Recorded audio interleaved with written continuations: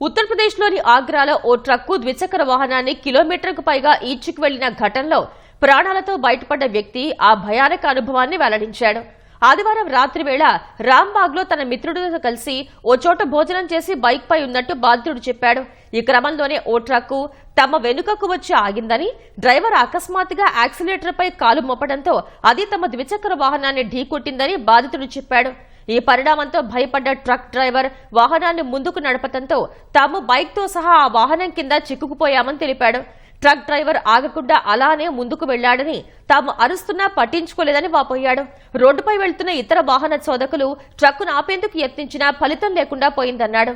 Water works ప్రాంతంలో traffic ఉండటంతో truck ను డ్రైవర్ నిలిపివేశాడని బాధితుడు చెప్పాడు. ఈ క్రమంలోనే స్థానికులు డ్రైవర్ ను పట్టుకుని పోలీసులకు అప్పగించారని తెలిపాడు.